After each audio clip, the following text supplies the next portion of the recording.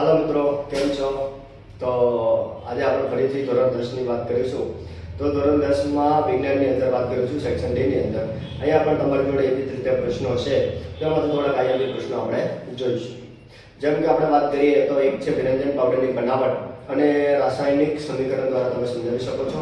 તમને ખબર છે વિરંજન પાવડર આવે એટલે તમે પ્લાસ્ટર ઓફ પેરિસને પણ યાદ કરી શકો છો, એનું નામ લખી શકો છો, એના સૂત્ર લખી શકો છો અને પછી એના ઉપયોગ ઉપર તમે જણાવી શકો છો. આવો જ એક બીજો પ્રશ્ન છે કે લસિકા એટલે શું? એની ટૂંકમાં પૂછાઈ શકે છે.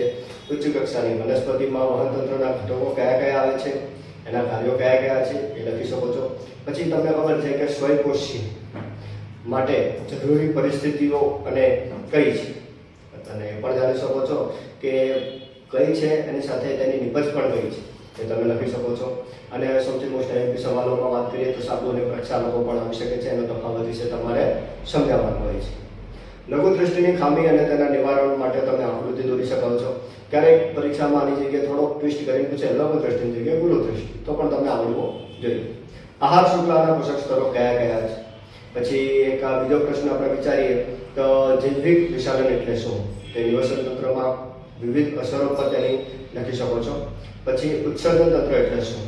અને મનુષ્યમાં ઉત્સર્જન તંત્રની આકૃતિ દોરી અને તે સમજાવવાનું હોય છે. ક્યારેક આની જગ્યાએ મનુષ્યની નામ નિર્દેશનવાળી આકૃતિ પણ પૂછાય છે, તો મિત્રો આને ખાસ ધ્યાન રાખજો. હા, આની અંદર ઘણા પાચક ક્રિયાઓ માટે જેમ કે મોટું આંતરડું નાનું આંતરડું આવતું હોય તો એના વિશે પણ તમે થોડું ઘણું વાંચી શકો છો. પછી એક આવો જ પ્રશ્ન છે યોગશીલ પ્રક્રિયા એટલે શું? અને ઉદાહરણ આપી તમે એને સમજાવી શકો છો. અને સૌથી મોસ્ટ આઈએમપી સવાલ દાણાદાર જીવવાળો, તો તમને ખબર જ છે ને મનસલ્ફ્યુરિક એસિડ સાથે આકૃતિ દોરી અને એના પર પ્રયોગો તમે સમજાવી શકો છો. પછી આવા બીજા એકાદ બે પ્રશ્નોની વાત કરીએ તો ઇથેનોલનું ઓક્સિડેશન એ તમે સમજાવી શકો છો. એના ગુણધર્મનો ઉપાયો પણ તમે લખી શકો છો. અને ટિન્ડલ અસર એના પણ કોઈ પણ 2-3 ઉદાહરણ આપી અને તમે એને સમજાવી શકો છો. પછી ઘણી વખત આપણે જોઈએ છીએ કે સૂર્ય ક્યારેક વહેલો ઉગે છે અને ક્યારેક મોડો આથમે છે, એટલે કે સૂર્યોદય અને સૂર્યાસ્ત. આ થવાનું કારણ શું હોઈ શકે છે એ તમે લખી શકો છો. પછી આપણે ઘરે અંદર ઘરેલું વિદ્યુત પરિપથ જે હોય છે, બરાબર, એમાં ક્યારેક ઓવરલોડિંગ થઈ જાય, તેને નિવારવા માટે આપણે કયા કયા કાર્યો કરી શકીએ અને કઈ કઈ સાવધાની રાખી શકીએ છીએ. પછી વિદ્યુત ફ્યુઝ આવે છે, તે કેવી રીતે બને છે અથવા કેવી રીતે કાર્ય કરે છે તેવો પણ પ્રશ્ન પૂછે તો તમને આવડવું જોઈએ. પછી પ્રકાશનું વિભાજન એટલે શું? અને તમને ખબર છે પેલા ત્રિકોણવાળો પ્રિઝમ આવે, ઓકે, હા બરાબર.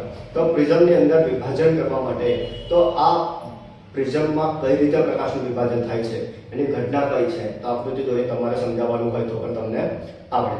પછી પેલું જઠરરસ, તો જઠરરસની અંદર આવેલું શ્લેષમ અને પેપ્સિન, તમને ખબર છે એમાઇલેઝ, શ્લેષમ, પેપ્સિન, એના વિશે તમારે થોડી ઘણી માહિતી આપવાની હોય તો પણ પ્રશ્ન પૂછાય. પછી આપણા પાચન તંત્રમાં પીએચ, જમીનનું પીએચ, તો આવા પ્રશ્નો ક્યારેક ક્યારેક બનાવટની અંદર ચેન્જીસ કરીને પૂછી શકે છે. પછી આપણા પાચન તંત્રની તો વાત કરીએ આપણે. પછી એકાદ એવો પણ સવાલ છે કે સોડિયમ કાર્બોનેટનું મંદ હાઇડ્રોક્લોરિક એસિડ સાથે પ્રક્રિયા કરવાથી આ શું બની શકે, એની પણ આકૃતિ દોરીને પ્રશ્નો પૂછાતા હોય છે. તો તમે આટલા પણ પ્રશ્નો થોડા કરતા જશો તો આ પ્રશ્નો તમને ડી સેક્શનમાં અને બી સેક્શનમાં પણ ક્યાંક ને ક્યાંક નાના પૂછાતા હોય છે. તો તમારે ફક્ત તૈયારી કરવાની છે, માર્ક તો ઓટોમેટિક આવે, પણ કોશિશ કરવી પડે છે.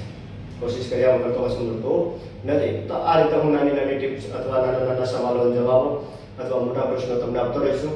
પછી જો આપણને ટાઈમ મળે તો આને વિગતવાર સમજાવવાનો પણ પ્રયત્ન કરીશું. તો તમે તૈયારી કરો, બરાબર, અને ધીરે ધીરે કરશો ને તો પણ થઈ શકે છે, બરાબર.